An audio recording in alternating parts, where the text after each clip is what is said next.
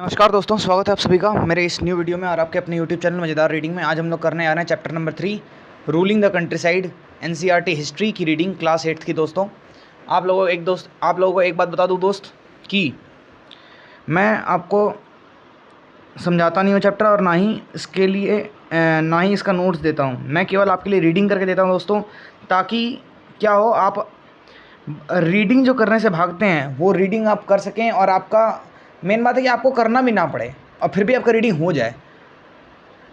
समझ रहे हो ना? मतलब सांप भी मर जाए लाठी भी ना टूटे, ये वाला सीन मैं करवा रहा हूँ। मतलब रीडिंग आपके लिए मैं कर रहा हूँ, फ़ायदा किसका हो रहा है? आपका। सिंपल। आप अगर रीडिंग सुन लेंगे ना भाई 5-6 बार, मैं बता रहा हूँ पूरे दिमाग में बस जाएगा NCERT, सच्ची एकदम। तो बस कंटिन्यू कीजिए दोस्तों। चलिए, फिगर 1 दिखा रखा है दोस्तों। Robert Clive accepting the diwani of Bengal, Bihar and Orissa from the Mughal ruler in 1765। यहाँ पे ये वाला पिक्चर दोस्तों, ठीक है। The company becomes the diwan on 12th August 1765.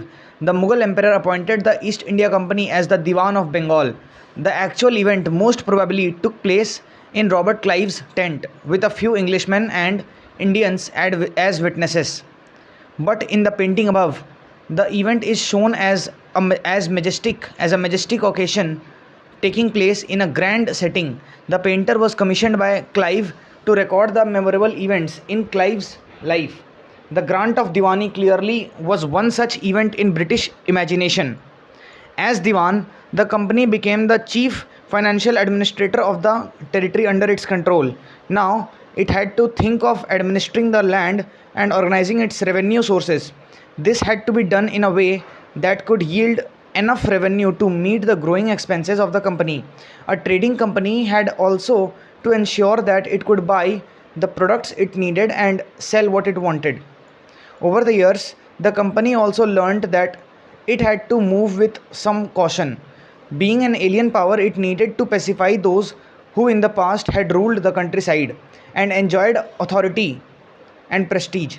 Those who had held local power had to be controlled, but they could not be entirely eliminated. How was this to be done? In this chapter, we will see how the company came to colonize the countryside, organize revenue sources, redefine the rights of people, and produce the crops it wanted. Revenue for the company. The company had become the Diwan, but it still saw itself primarily as a trader. It wanted a large revenue income but was unwilling to set up any regular system of assessment and collection. The effort was to increase the revenue as much as it could and buy fine cotton and silk cloth as cheaply as possible. Within 5 years, the value of goods bought by the company in Bengal doubled. Before 1765, the company had purchased goods in India by importing gold and silver from Britain. Now, the revenue collected in Bengal could finance the purchase of goods for export. Soon it was clear that the Bengal economy was facing a deep crisis. Artisans were deserting villages since they were being forced to sell their goods to the company at low prices. Peasants were unable to pay the dues that were being demanded from them. Artisanal production was in decline and agricultural cultivation showed signs of collapse. Then in 1770, a terrible famine killed 10 million people in Bengal. About 1/3 of the population was wiped out. Figure 2 में क्या दे रखा है दोस्तों? A weekly market in Murshidabad in Bengal. Peasants and artisans from rural areas regularly came to these weekly markets, to sell their goods and buy what they needed. These markets were badly affected during times of economic crisis. The need to improve agriculture. If the economy was in ruins, could the company be certain of its revenue income? Most company officials began to feel that investment in land had to be encouraged and agriculture had to be improved. How was this to be done? After 2 decades of debate on the question, the company finally introduced the permanent settlement in 1793. By the terms of the settlement, the Raja and Talukdars were recognized as zamindars. They were asked to collect rent from the peasants and pay revenue to the company. The amount to be paid was fixed permanently, that is, it was not to be increased ever in future. It was felt that this would ensure a regular flow of income, a regular flow of revenue into the company's coffers, and at the same time encourage the zamindars to invest in improving the land. Since the revenue demand of the state would not be increased, the zamindar would benefit from increased production from the land. Charles Cornwallis. Cornwallis was the Governor General of India when the permanent settlement was introduced. देख सकते हैं दोस्तों, ये वाला दिखा रखा है picture आपको, ये सोर्स है दोस्तों, आप लोग देख लें इसको. द प्रॉब्लम, अगर मन करे तो, the permanent settlement however created problems. Company officials soon discovered that the zamindars were in fact not investing in the improvement of land. The revenue that had been fixed was so high that the zamindars found it difficult to pay. Anyone who failed to pay the revenue lost his zamindari. Numerous zamindaris were sold off at auctions organized by the company. By the first decade of the 19th century, the situation changed. The prices in the market rose and cultivation slowly expanded. This meant an increase in the income of the zamindars, but no gain for the company, since it could not increase a revenue demand that had been fixed permanently. Even then, the zamindars did not have an interest in improving the land. Some had lost their lands in the earlier hands of the settlement. Others now saw the possibility of earning without the trouble and risk of investment. As long as the zamindars could give out the land to tenants and get rent, they were not interested in improving the land. On the other hand, in the villages, the cultivator found the system extremely oppressive. The rent he paid to the zamindar was high and his rent on the land was insecure. To pay the rent, he had to often take a loan from the moneylender, and when he failed to pay the rent, he was evicted from the land he had cultivated for generations. Mahal. In British revenue records, Mahal is a revenue estate which may be a village or a group of villages. A new system is devised. By the early 19th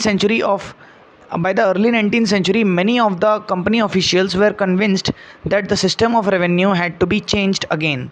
How could revenues be fixed permanently at a time when the company needed more money to meet its expenses of administration and trade? In the northwestern provinces of the Bengal Presidency, most of this area is now in Uttar Pradesh. An Englishman called Holt Mackenzie devised the new system which came into effect in 1822. He felt that the village was an important social institution in North Indian society and needed to be preserved. Under his directions, collectors went from village to village, inspecting the land, measuring the fields, and recording the customs and rights of different groups. The estimated revenue of each plot within a village was added up to calculate the revenue that each mahal had to pay. This demand was to be revised periodically, not permanently fixed. The charge of collecting the revenue and paying it to the company was given to the village headman rather than the zamindar. This system came to be known as the Mahalwari system. याद रखना, village headman को दिया जाता था इसका revenue collect करने का जिम्मा विलेज हेडमैन को मिलता था, ना कि ज़मींदार को. ठीक है. The Munro system. In the British territories in the south there was a similar move away from the idea of permanent settlement. The new system that was devised came to be known as the Rayotwad or Rayotwadi. It was tried on a small scale by Captain Alexander Reed in some of the areas that were taken over by the company after the wars with Tipu Sultan. Subsequently developed by Thomas Munro, this system was gradually extended all over South India. Reed and Munro felt that in the south there were no traditional zamindars. The settlement, they argued, had to be made directly with the cultivators, rayots, who had tilled the land for generations. Their field had to be carefully and separately surveyed before the revenue assessment was made. Munro thought that the British should act as paternal father figures, protecting the rayots under their charge. All was not well. Within a few years after the new systems were imposed, it was clear that all was not well with them. Driven by the desire to increase the income from land, revenue officials fixed too high a revenue demand. Peasants were unable to pay, riots fled the countryside, and villages became deserted in many regions. Optimistic officials had imagined that new systems would transform the peasants into rich enterprising farmers. But this did not happen. Crops of Europe. The British also realized that the countryside could not yield. The British also realized that the countryside could not only yield revenue, it could also grow the crops that Europe required. By the late 18th century, the company was trying its best to demand the cultivation of opium and indigo. In the century and a half that followed, the British persuaded or forced cultivators in various parts of India to produce other crops: jute in Bengal, tea in Assam, sugarcane in the United Provinces, now Uttar Pradesh, wheat in Punjab, cotton in Maharashtra and Punjab, rice in Madras. How was this done? The British used a variety of methods to expand the cultivation of crops that they needed. Let us take a closer look at the story of one such crop, one such method of production. Does color have a history? Figure 5 and 6 are two images of cotton prints. The image on the left shows a kalamkari print created by weavers of Andhra Pradesh in India. On the right is a floral cotton print designed and produced by William Morris, a famous poet and artist of 19th century Britain. ये देखिए दोस्तों, a Kalamkari print 20th century India, a Morris cotton print late 19th century England. ये सब देखा रखा है दोस्तों.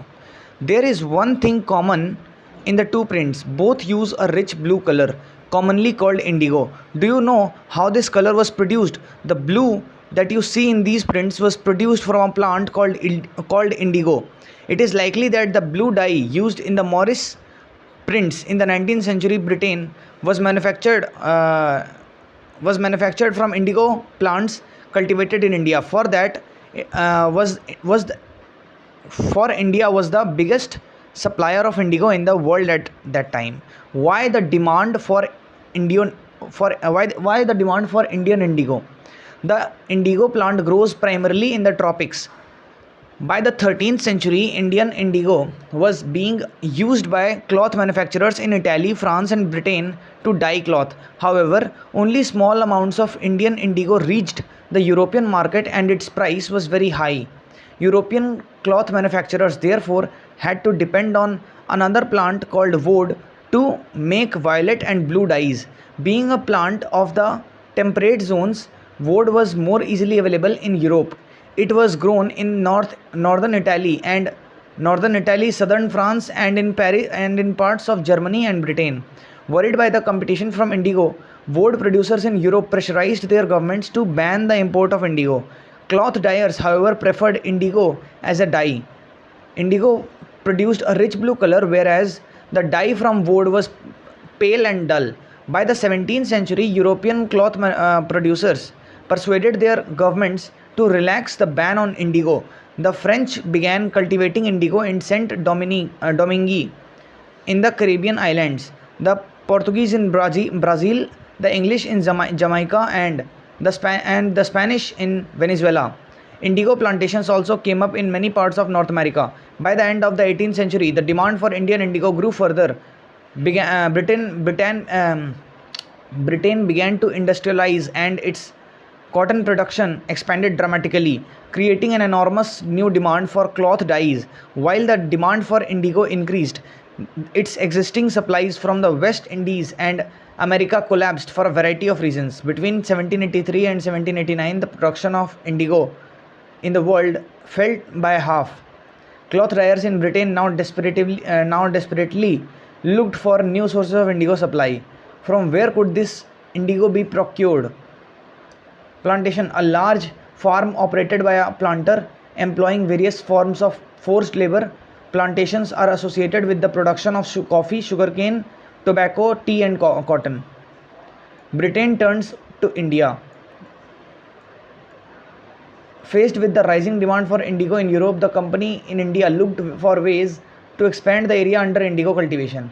From the last decades of the 18th century, indigo cultivation in Bengal expanded rapidly, and Bengal indigo came to dominate the world market. In 1788, only about 30% of the world indigo imported into Britain was from India. By 1810, the proportion had gone up to 95%. As the indigo trade grew, commercial agents and officials of the company began investing in indigo production. Over the years, many company officials left their jobs to look after their indigo business. Attracted by the prospect of high profits, numerous Scotsmen and Englishmen came to India and became planters. Those who had no money to produce indigo could get loans from the company and the banks that were coming up at the time. The slave revolt, figure 7 क्या दिखा रहा है देख लेते हो दोस्तों. The slave revolt in Saint Domingue, August 1791, painting by January Suhodolsky.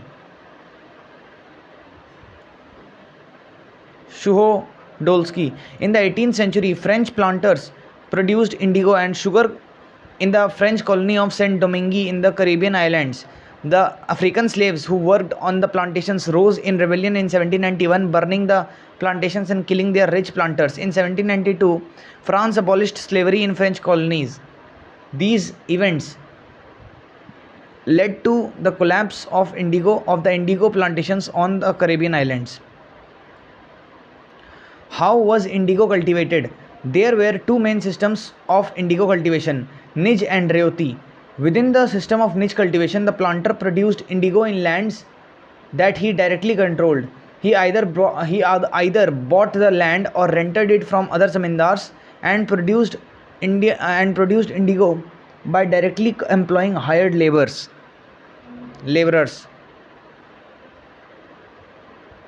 The problem with niche cultivation. The planters found it difficult to expand the area under the niche cultivation. Indigo could be cultivated only on fertile lands, and these were already densely populated. Only small plots scattered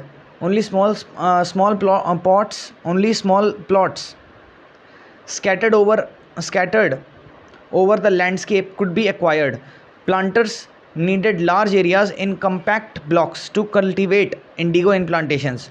Where could they get such land from? They attempted to lease in the land around the indigo factory and evict the peasants from the area. But this way always led to conflicts and tension. Slave, a person who is owned by someone else. The slave owner, a slave has no freedom and is compelled to work for the master. Now, was labor easy to mobilize? A large plantation required a vast number of hands to operate, and labor was needed precisely at a time when peasants were usually busy with their rice cultivation.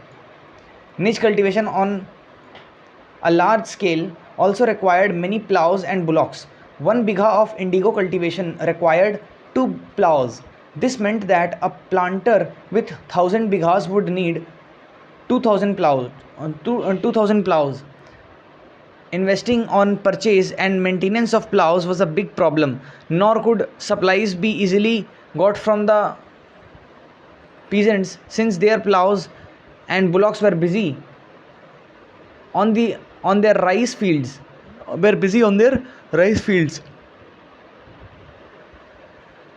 Again, exactly at the time that the indigo planters needed them. मतलब इसमें ये बोलना चाह रहा है दोस्तों कि उनको उसी टाइम पे चाहिए होता था जब राइस के कल्टीवेशन में जो उनके बुलॉक्स और प्लाव वगैरह जो हैं, प्लाव और बुलॉक्स उनके राइस के कल्टीवेशन में बिजी होते थे, तो उनको इंडिगो कल्टीवेशन में नहीं मिल पाता था सप्लाई सही से. Till the late 19th century the planters were therefore reluctant to expand the area under niche cultivation. Less than 25% of the land producing indigo was under this system. The rest was under an alternative mode of cultivation, the Rayoti system. Indigo on the land of Rayots. Under the Rayoti system, the planters forced the Rayots to sign a contract, an agreement satta. At times, they pressurized The village headman to sign the contract on behalf of the ryots. Those who signed the contract got cash advances from the planters at low rates of interests to produce indigo, but the loan committed the ryot to cultivating indigo on at least 25% of the area under his holding. The planter provided the seed and the drill, while the cultivators prepared the soil, sowed the seed and looked after the crop. Workers harvesting indigo in early 19th century Bengal from Colesworthy Grant, Rural Life in Bengal, 1860. In India, the indigo plant was cut mostly by men. ये देखिए दोस्तों, यहाँ पे ये दे रखा है figure 9, ये वाला है. The indigo plant being brought from the fields to the factory. How was indigo produced? Beater vat. Figure 10. An indigo factory located near indigo fields. Painting by William Simpson, 1863. The indigo villagers were usually around indigo factories owned by planters after harvest. The indigo plant was taken to the vats in the indigo factory. 3 or 4 vats were needed to manufacture the dye. Each vat had a separate function. The leaves stripped off the indigo plant were first soaked in warm water in a vat known as fermenting or steeper vat for several hours. When the plant fermented, the liquid began to boil and bubble.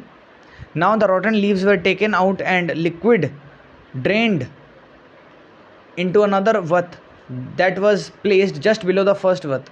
In the second vat, known as the beater vat, the solution was continuously stirred and the solution was continuously stirred and beaten with paddles. When the liquid gradually turned green and then blue, lime water was added to the vat. Gradually, the indigo separated out in flakes. A muddy sediment settled at the bottom of the vat and clear liquid rose to the surface. The liquid was drained off and the sediment, the indigo pulp, transferred to another vat known as the settling vat and then pressurized and dried for sale. Women usually carried the indigo plant in 2 vats. The vat beater indigo worker, the vat beater ये वाला है. The indigo worker here is standing with the paddle that was used to stir the solution in the vat. These workers had to remain in waist deep water for over 8 hours to beat the indigo solution. Vat, a fermenting storage vessel. The indigo is ready for sale. Here you can see the large cut. Here you can see the last stage of the production. Workers stamping and cutting the indigo pulp that has been pressed and molded. In the background you can see a worker carrying away the bullocks for drying. ये देखिए दोस्तों. When the crop was delivered to the planter after the harvest, a new loan was gifted to the ryot and the cycle started all over again. Peasants who were initially tempted by the loans soon realized how harsh the system was. The price they got for the indigo they produced was very low and the cycle of loans never ended. There were other problems too. The planters usually insisted that indigo be cultivated on the best soils, in which peasants preferred to cultivate rice. Indigo, moreover, had deep roots and it exhausted the soil rapidly. After an indigo harvest, the land could not be sown with rice. The Blue Rebellion after in March 1859, the ryots in Bengal refused to grow indigo, As the rebellion spread, riots refused to pay rents to the planters and attacked indigo factories armed with swords and spears, bows and arrows. Women turned up to fight with pots, pans, and kitchen implements. Those who worked for the planters were socially boycotted, and the Gomasthas, agents of planters who came to collect rent, were beaten up. Riots swore they would no longer take the advances to sow indigo, nor be bullied by the planters, lathials, or nor bullied by the planters, lathials. The lathi wielding strongmen maintained by the planters. Why did the indigo peasants decide that they would no longer remain silent? What gave them the power to rebel? Clearly, the indigo system was intensely oppressive, but those who are oppressed do not always rise up in rebellion. They do so only at times. In 1859, the indigo riots felt that they had the support of the local zamindars and village headmen in their rebellion against the planters. In many villages, headmen who had been forced to sign indigo contracts mobilized the indigo peasants and fought pitched battles with the lathials. In other places, even the zamindars went around villages urging the riots to resist the planters. These zamindars were unhappy with the increasing power of the planters and angry at being forced by the planters to give them land on long leases. The indigo peasants also imagined that the British government would support them in their struggle against the planters. After the revolt of 1857, the British government was particularly worried about the possibility of another popular rebellion. When the news spread of a simmering revolt in the indigo districts, the lieutenant governor toured the region in the winter of 1859.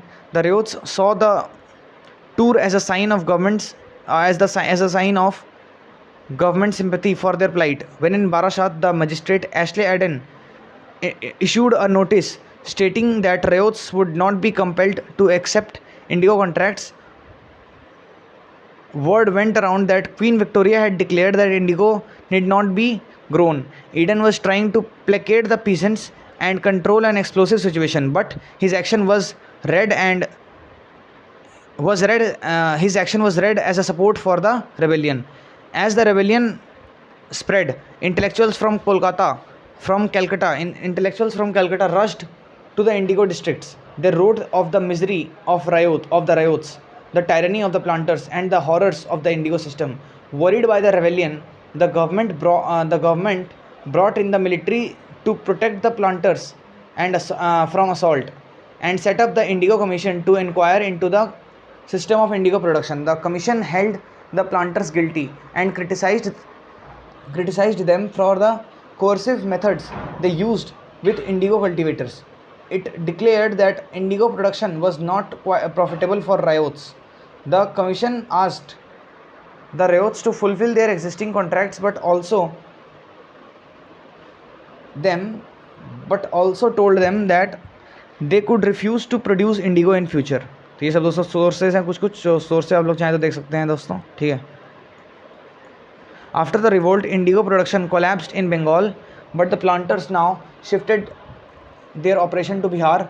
With the discovery of synthetic dyes in the late 19th century, their business was severely affected, but yet they managed to expand production. When Mahatma Gandhi returned from South Africa, a peasant from Bihar persuaded him to visit Champaran and see the plight of the indigo cultivators there.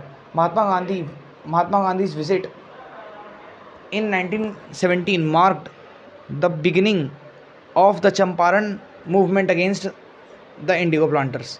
Elsewhere, indigo making in the West Indies in the early 18th century, a French missionary, Jean-Baptiste Lebat, traveled to the Caribbean islands and wrote extensively about the region. Published in one of his books, the image shows all the stages of indigo production in the French slave plantations of the region. You can see the slave workers pursuing the indigo plant into the cellar what on the left. Another worker is churning the liquid with a mechanical churner in a what second from right. Two workers are carrying the indigo pulp hung up in bags to be dried. In the foreground, two others are mixing the indigo pulp to be put into molds. The planter is at the center of the picture, standing in the high ground, supervising the slave workers. ठीक है दोस्तों, इसी के साथ ये chapter हो जाता है कंप्लीट। आप लोगों का बहुत बहुत शुक्रिया कि आप लोग अंत तक बने रहें दोस्तों।